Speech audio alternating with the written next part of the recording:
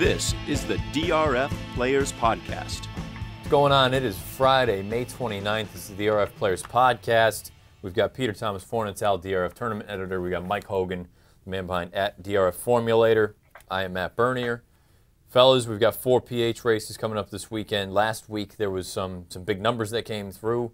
We'll dive into Belmont Stakes stuff and whatnot next week, but let's get through the PH for this week for Friday and this weekend.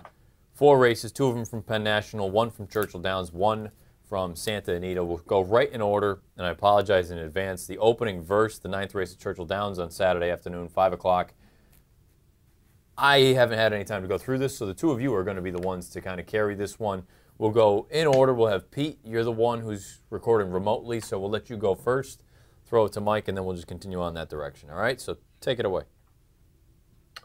Sure. This is not a race that I'm super duper excited about betting, but I do have an idea for a long shot in here.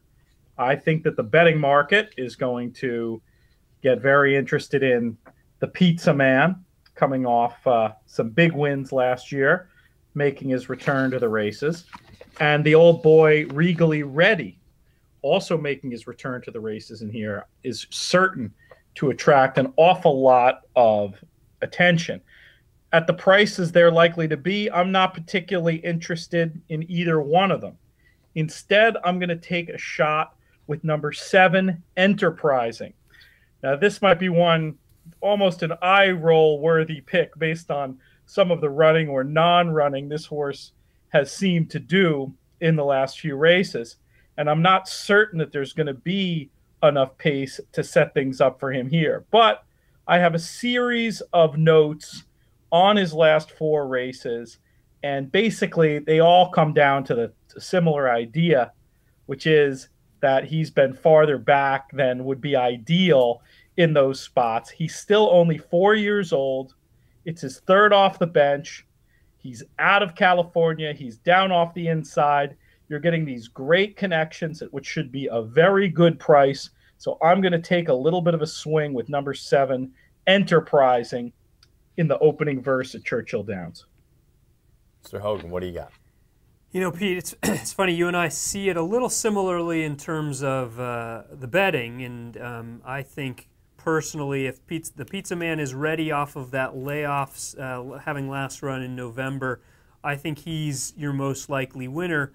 But as a now 6-year-old coming off of a 6-month-plus layoff, I'm willing to take a shot against him because I think that the morning line is not really reflecting where the wagering is going to be. I don't see him as the co-second choice. I see him as your most likely favorite in there, probably at lower than 2-1.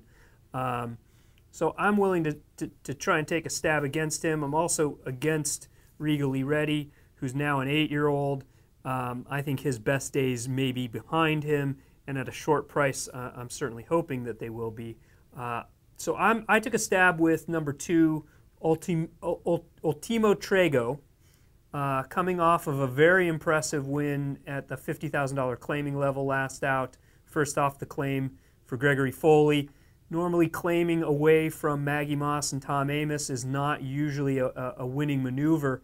But boy, the horse couldn't have been any more impressively and is now stepping into a listed stakes race where he's facing a lot of horses with question marks. Your horse, Enterprising, certainly has the class, but hasn't really run well in his last 4 starts. You know, so he'll have to dial back an effort to last summer as a 3-year-old in order to really compete. The Pizza Man's coming off that big layoff. Departing is trying turf for the first time, which really kind of seems like a desperation move to me for Al Stahl. Regally Ready might not be the horse that we've come to know over the last few years. So as a horse that just seems to be on the improve, is 7 for 17 on the turf, 1 for 1 at Churchill on the turf. I'm going to take a shot with the 20-1 shot, Ultimo Trego. Beautiful. And again, I apologize. We've got 400,000 races going on. This is one of them that I didn't take a look at, so I don't have much to say, and I'm not going to just say it just for the sake of saying it. Oh, come on, Matt. The 2 of you charge forward with that. That's good. Now I can get into the stuff that I know about, I've talked about. Third from Penn National is the second PH race of the day. It's the 1.125 Mountain View Handicap, $200,000 the purse. It's ungraded. It's got a big field. It's got a lot of names that you're familiar with. Pete, we'll let you start. Field of 11. Do you think we have vulnerable horses? Do you think there's any prices to be had? What do you got? Did you say this is that we're looking at the third at Penn National? For some reason, I was thinking it was the second at Penn National was the first race we were looking at. Penn National. The third at Penn National. Okay. Yeah, I did do the race. No Ben's Cat here. No Ben's Cat. Right. That's unfortunate because I'll have nothing to say about the second Penn National race because I did the wrong one. I was, for the record, going to try to beat Ben's Cat. I remember, Mike, you getting hate tweets last time when you picked against Ben's Cat. Yeah. But I was going to go for the hate tweets today, but that'll be for something else. But well, the third at Penn National. I was just going to say, Ben's Cat would have lost that race had Bold Thunder not decided that he wanted to run over to the grandstand in the stretch run. Yes, that's absolutely right. I was against both of them there and gonna try to find another way to go. But in the third, I was gonna try number 2, Street Babe. I feel like he's got an excuse for the last race, acted up beforehand, didn't like Charlestown. He's a 4-year-old with upside. I think he's going to secure a good stalking spot here and be a good price. I think with Cousin Steven and Very Lucky, presumably out in front of him on the front end, he can get a nice spot inside. I've liked a lot of his tape. I just think he's a professional runner with upside who should be a really big price here in a race where the favorite is certainly live, Albano, but it's just kind of unexciting to me and could end up chasing wide or using extra energy to go to the top. I think he's got the potential to have a less than ideal trip at a shortish price, and Street Babe's all upside. So that's the direction I'm going to go. Curious to hear what you guys have to say. Mike. Well, Matt, I already know where you're going, and I think there's just going to be too much weight on Street Babe because that's where I landed as well. For a lot of the same reasons as you, Pete. I also noted that the Mine Shaft that he won 2 back is a race that came back relatively live. It had you can see Mystery Train in there. It also had Red Rifle, who subsequently went to run a big race. Since then, basically splitting the Jimmy Jerkins exacta in the Excelsior between FNX and Wicked Strong. It's got another couple other runners that didn't hit the board in that race that came back to win. It's a strong race. I'm with you. Toss the Charlestown race. You might not have even liked the surface. He certainly was acting up a little before the race. In his 5th career start as a 4-year-old, I think we've got some upside there.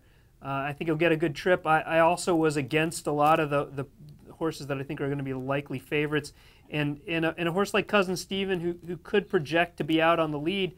He's been entered in a lot of the races that we've talked about over the last few weeks, and every time Chad Brown has scratched him. So that tells me either one of two things: either he's really shopping for an easy spot for him, or the horse has maybe some issues and has needed to be scratched. Either way, he's one I would want to take a stab against, especially in a big field. So yeah, hopefully it'll be Street Babe, and I'm hoping that we all don't drive the price down. Yeah, because I went with Street Babe too. I've liked this horse for a while now, but at Charlestown race, I'm not going to hold that against him. A lot of horses don't like the bull ring and whatnot. Maybe it was just not a combination of things. Just probably didn't appreciate it. Albano, I think he's a decent sort, but I think that's just about it. I don't think he's any better than that. Didn't like the way he finished in the New Orleans Handicap. You can go through this race top to bottom. Golden Lad figures in here. Never been a huge fan, but I'm going to call him the most likely winner in this race.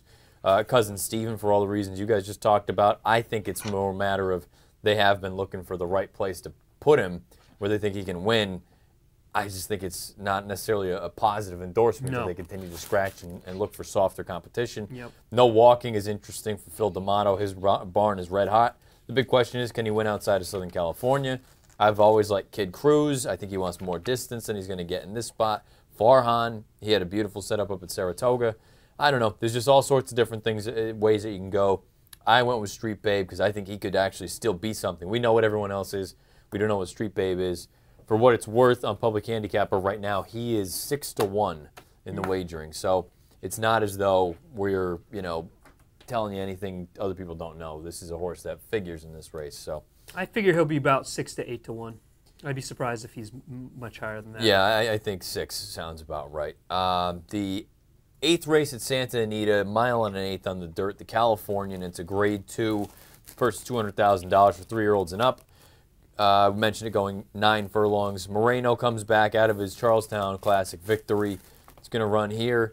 He's 0 for 8 lifetime at Santa Anita. I don't know. Take of that what you will. I know he's faced against much better competition than he's going to face in this spot here. But, boy, at a shortish price, I think he can win. I think he's the most likely winner. This isn't a race that I'm going to be picking for PH. Pete, where'd you go?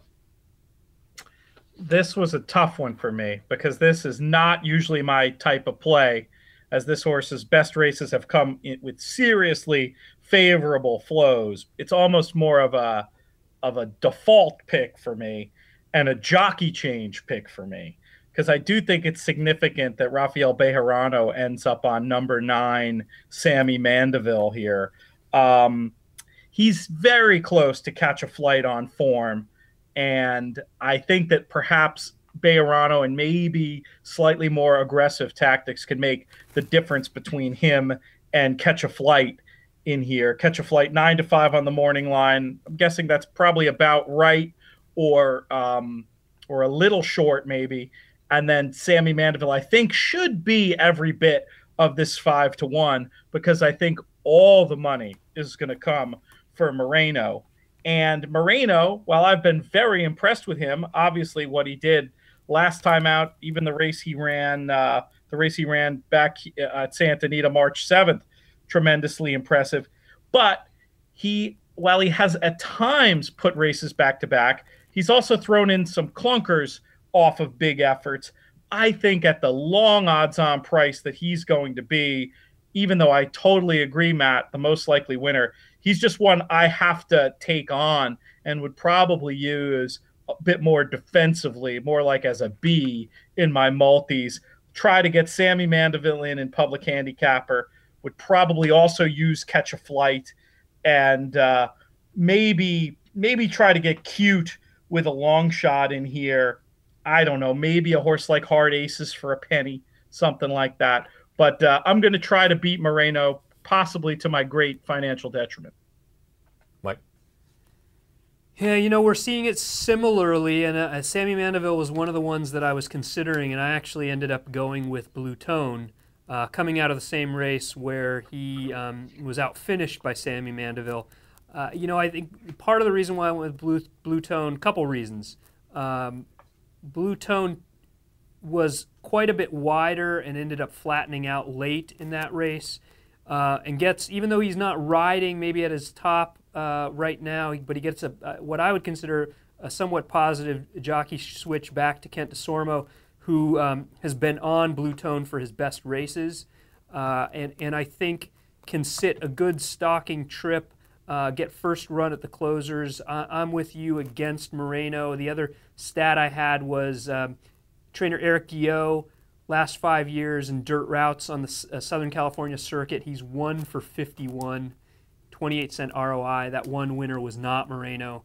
At a short price, he's one I would want to try and beat, and I think he's going to have company on the front end with Big Casanova in there. I think Big Casanova is in there partly, hopefully, to help set it up for Peter Miller's other runner, which is Ladarius at a huge price.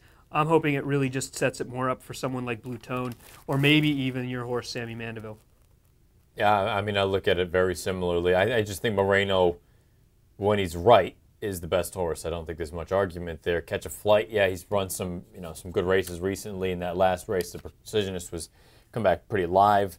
Sammy Mandeville, I wanted to make a case for him. He's close. The problem is, boy, I can't ever trust a horse that has to come from 150 out of it at Santa Anita. You never know how the track is going to go. Ladarius, I got burned with him in the Gold Cup last year. I'm not going back to him. Blue Tone should work out a good trip, but at the end of the day, he's not fast enough on paper, I don't think. He's run one race in his career that's fast enough to win here, and that was on Synth, back down in the cushion at Betfair Hollywood Park. Hard Aces have never liked him. I know, not a big fan. Of the two closers that are going to be coming out of the same heat, I like Bailout Bobby of the two. And Big Casanova, he's just much better on Synth than he is on dirt. I think he's in there. He's going to be a pace presence, but at the end of the day, this is a race that does nothing for me. If Moreno doesn't win, that's going to be a bit of an indictment on him. But if I absolutely had to take a stab with a horse, I'd go with Bailout Bobby. Having said that, I'm not. Pete, go ahead. What do you got? No, I was just going to add to what you were saying about Bailout Bobby. For me, though, more of like an underneath key at a huge price. But why can't he run third in this race? Oh, I think he has every right to. I mean, you look, he's only raced on dirt 3 times, and they've all been pretty good efforts. At 1.5 miles in Tokyo City, he continued along. I think distance is his friend. He go 2 starts back. I'm not going to hold that against him losing to Motown Men, who's turned into a really good one. Conquest Top Gun is a bit of a long shot that I've picked for the Connaught Cup tomorrow up at Woodbine. I'm actually a little bit surprised we're not using that as one of the races for PH, but that's another story. And then that last race, I thought Bailout Bobby had much worse the trip than I Know did, and there really wasn't that much separating the two. I mean, look, at the end of the day, Batty Man is not a horse to write home about, but now you're getting in a little bit better situation. I think Bailout Bobby is the one that has more upside, and definitely a horse that you could use underneath to try to spice some things up. The last PH race of the weekend is the 4th at Penn National. It's really their big race. It's the Penn Mile. It's a grade 3. It's for 3-year-olds on the grass going, obviously, a mile.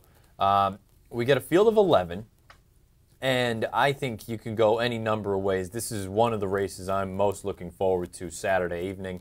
It's the last one we'll have on DRF Live tomorrow starting at 2 o'clock, but we will cover you all the way through this one. Pete, where did you go in the Penn Mile?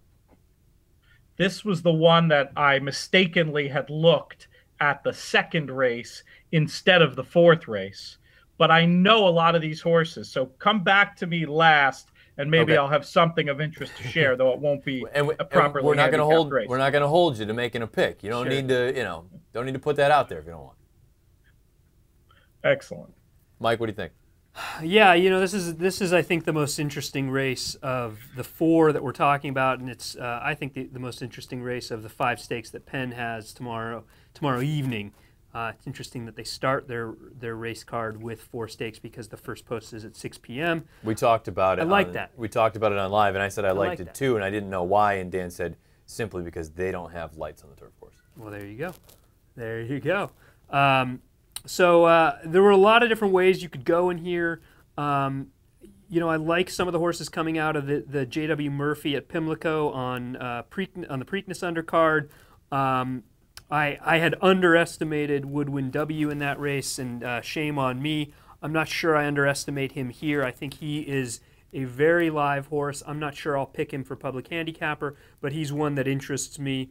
I'm generally against Night Prowler. That race in the, granted it was on the soft turf and there was a lot of scratches at Keeneland. The Transylvania has come back relatively weak. Every horse that's run since then has not hit the board and has not really impressed.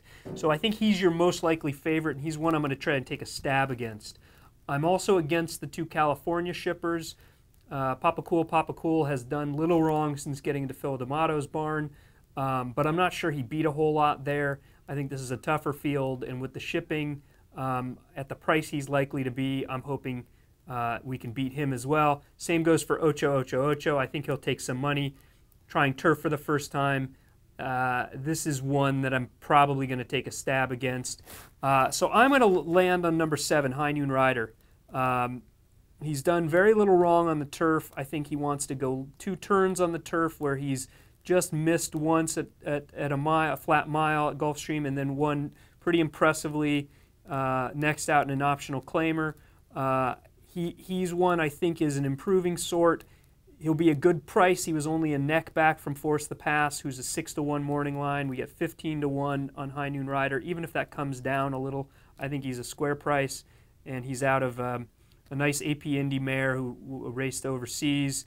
Granted, she didn't win, but I have to mention her because her name is Modesty Blaze, which is one of the best 60s female spy spoof movies you can find.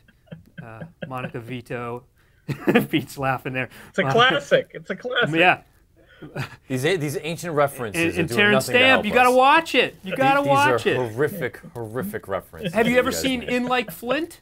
No. Oh, I've heard come of it. on, No. man. This is horrifying. Have you ever seen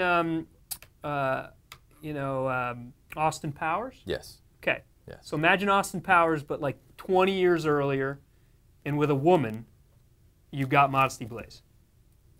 We're trying to get And a great- younger people involved, and you are setting us so far back, bringing up all these. I don't know. There's also a very hip Modesty Blaze.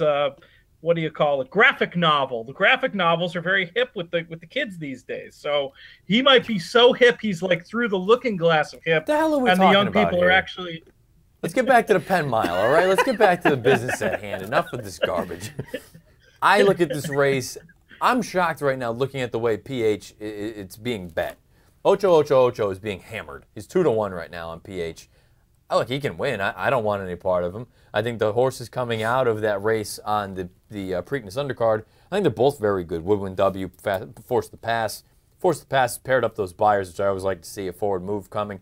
Problem I had is he was on the best part of the turf course that day down at Pimlico. That's concerning. High Noon Rider has every right to improve. It seems like this is really what he's wanted to do all along. He could easily win, and right now he's at a big number on PH. He's at 26-1. I think the most likely winner in this race, and I don't think it's that close, is Papa Cool, Papa Cool. He's paired up his last two buyers of 87s. If he does move forward, the rest of his field could be in some serious trouble. Night Prowler, I liked him in the Transylvania. The problem is I hated the way that he won, and then like Mike said, that race has come back just dreadful at this point. I think Papa Cool is the most likely winner. I don't want to take him at too short a price. That being said, he's at 4-1 right now on PH. I'm going to have to wait and see. I'm leaning right now toward the number one, Granny's Kitten. I've liked this horse since he broke his maiden last July at Belmont, sprinting on the grass, and he won like a sure thing that day. Now he's been gone for quite some time. He comes back. He was actually entered in one of the stakes on, I believe, the Derby undercard. Yeah, wasn't he in that Divisadero race? I believe he was in the American Turf, and they scratched him out of that. They ran him the following week here, and he just absolutely put that field to bed. And I know, the way the race was run was a little bit bizarre. He doesn't need to go to the lead. Don't look at that as if that's really his running style. I think he can sit a little bit and finish. This one's always hinted at some ability. Granny's Kitten is probably the most likely bet for me. On Public Handicapper, though, boy, I don't know. I'm torn right now. We'll have to wait and see. He's 9-2. Papa Cool is 4-1. Look, Granny's Kitten has all the scope for improvement. Papa Cool, since he's gotten into D'Amato's barn, has been a different animal. This horse is really, you go back and you watch that La Puente, like you say, maybe he was beating lesser. I think he could have won by 10 instead of 4 1/4. I just think he's really good right now. I'm going to lean toward Granny's Kitten, though, for my pick for the Penn Mile. The Penn Mile. You telling me I might even get as much as 20-1 on High Noon Rider? I don't think you will. PH has it at 26. Yeah. I think you'll get probably close to 15. Wow, I like it. Yeah. And 12 maybe. I'm not really a weight guy. No. Okay, but I'm getting 6 pounds on Papa Cool, and I'm getting 6 pounds on Nightcrawler, and 6 pounds on Woodwind W. I'll take it. Yeah, no, I in that respect, I can't argue with any of that. I just think he has a lot. He has a big opportunity. I think he can go forward here and really make a little bit of hay down there. I think this is a fascinating race, though. You can go any number of ways, especially if you're trying to poke a hole in Night Prowler, who is quite chilly in PH right now. Pete, what do you got?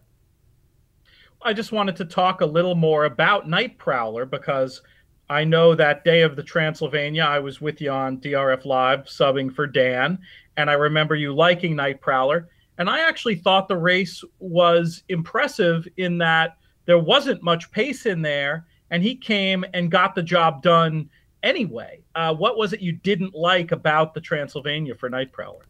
If you go back and you watch the replay of it, and you're right, he didn't get any pace to run at, but if you watch the way that he ran, I didn't love the way that his action was. And then down the lane, he got very goofy with the lead change going back and forth, and then he finished on his right lead and really was striding out well. But there's something about it that for me that just didn't fit the. I would like to have seen it done a little bit more professionally at that point in his 6th career start. Chad's horses generally aren't goofy like that. And I don't know, maybe he just hated the soft going. I don't know, but I mean, he's won over yielding turf in the past, and that wasn't an issue. So I just think he's one that he's going to take money. He has every right to win. I'll use him underneath. I'm not going to use him on top of things just because I don't think he's going to offer any sort of value. But at a shortish number, I'm not afraid to take a shot against. He does have 4 works coming in for Chad, but you're right. I worry that the soft. You can't say the soft was a problem simply because he ran pretty well in that 2nd career start on yielding. If you want to make a case that he should be among the favorites in here, you might have to say that you will have to say he's gonna improve off that Transylvania. I'm a little interested though. Whenever a horse is at such a tactical disadvantage and still wins, I will always take an extra look. So it'll be interesting to watch. I'm excited to handicap this race later. You guys have given me some good ideas to get started, I think. Cool. And I think right now we're still, and we'll talk about it after we get done here with this show, we're trying to hammer out what we're going to do for next week. Obviously, it's Belmont Stakes week. All hell's going to break loose. We're getting ready right up, leading into the final leg of the Triple Crown to find out if American Pharoah can get the job done. As far as PH is concerned, we're done for this week. Yeah. We'll come back. We'll discuss it. But any final thoughts before we sign off for this Friday? Well, we've had some news since the last podcast, and Go on. Forgive me, I need to catch up too because I between the last podcast and today, I've taken a couple days off. So, and in that time, I did not look at a single past performance. So I'm catching up as well. I know we had a defection from the Belmont Stakes field, and we had an addition to the Belmont Stakes field. Yep. And by that I mean Conquest Curlinit is out. Gone. And the Truth or Else is in. Yep. And then we've had not necessarily definitive word, but quote-unquote leaning on the behalf of Todd Pletcher for where he's likely to enter competitive edge, which was a big topic of discussion for us, right? In our last podcast. Right. Any thoughts on any of that news? Pete, you want to start? You want me to start? I'll go first. I actually am a really big fan of the Truth or Else as a horse, but was thinking of him as a potential player in the 2nd tier derbies. He's a horse who there's a lot of excuses for some of the seemingly bad races. I don't think he has a whisper of a prayer of a chance against American Pharoah, but perhaps he's in there more running to pick up pieces and run 3rd or something, and on that level I certainly can't blame connections. I think he's a better horse than the paper looks like. As for the other news that Mike mentioned about Todd Pletcher saying that he was, I think the news was that Pletcher said he was leaning towards the Woody Stevens. Is that correct? Mm-hmm. Yes. And I find that a little disappointing for all the reasons we talked about the other day. I'm not criticizing. It's completely sensible. I'm not saying I'd do anything different if I was in charge of the horse, if I were in charge of the horse. But just as a fan, I got all amped up by our conversation on the pod last week and Matt talking about what an impressive achievement that would be to see. So just personally as a fan, a little bit disappointed, but I certainly understand it. And maybe in an odd way, it's an indication that the horse is doing well and he's really thinking of him as a summer horse to do more and more things with. So who knows? Yeah, no, I mean, look, they know much more than I do. But I just think of it as this is a horse who clearly has had soundness issues in the past. This is your opportunity to make or break. And I don't mean that literally. I mean, but this is one that you could, really set him up as you wouldn't really need to do a hell of a lot else after this if you were to somehow win this race. Hey, now you're going to be 1-9, and you better win the Woody Stevens. Boy, you don't do that. You fumbled the ball there. So, hey, they know, like I said, they know much more than I do. And I'm usually the one that is in the camp saying, take your time, no need to rush along. I just think this one made all the sense in the world. And then, of course, now the other news that's coming out, too, is that, we talked about race day with the Stephen Foster. Doesn't look like he's going to be likely for the Foster. So he's only worked once since his last race down at Oaklawn Park. Even more reason to think that Byron is not going to show up in the Met. next Saturday. I would imagine he shows up the following Saturday then at Churchill. Interesting. Yeah, and I think Truth or Else going in, Conquest Curlin going out. I think that's just kind of reshuffling of the furniture. I don't see either of those as likely contenders to knock off American Pharoah in his bid, if there is anybody to do so. I wasn't looking at either of them. I kind of, in my mind, have always thought of the Truth or Else and Keen Ice as very similar horses, and often would conflate the two. Pete, I know you said you've been a fan of the Truth or Else. Did you watch his maiden win last out at Belmont, I guess a couple weeks ago? His maiden win? Or not, sorry, not his maiden, his allowance win. Yes, I did. So I watched that race too, and I felt like even though he won, I didn't think he was the best horse in there. I can't remember the name of the horse that ran second, but that horse was much wider, made a move a little bit early. He's the one that impressed me of the two, and not that Truth or Else got it done, but as somebody that's now stepping into Grade 1 caliber, it wasn't a very at least from my standpoint, I didn't feel like it was a very impressive win. What'd you think? I haven't reviewed it since it occurred. I had him singled there and was certainly pleased with the result. But I have to go back and look at the tape and the pace figures before making any kind of intelligent comment on it. But on its face, it didn't seem bad. Yeah. Well, I wouldn't say bad. I just, he's going to have to improve quite a bit, I think, even to hit the board. But I said that same thing about Tale of Verve and the Preakness, so what do I know? Yeah, I mean, I made Tale of Verve 99-1, so he ran second. What do I know? It'll be interesting to see how things continue on, how everyone comes out of training and whatnot. This morning we had Frost's work, we had Materiality work, we had Carpe Diem work, we had Made from Lucky work. Everyone's pointing toward the Belmont Stakes. We'll be all over that next week. Again, TBD, maybe Tuesday, maybe Wednesday. We're going to talk about it after we wrap here just because of scheduling. So those are your 4 PH races. If you're not involved, publichandicapper.com. It's free to play. Join along. You can see our picks. You can see what we're looking at. You can see the editor's picks. Boys, if you're all done, Pete, you can take it away. Wrap us home. May you win all your photos.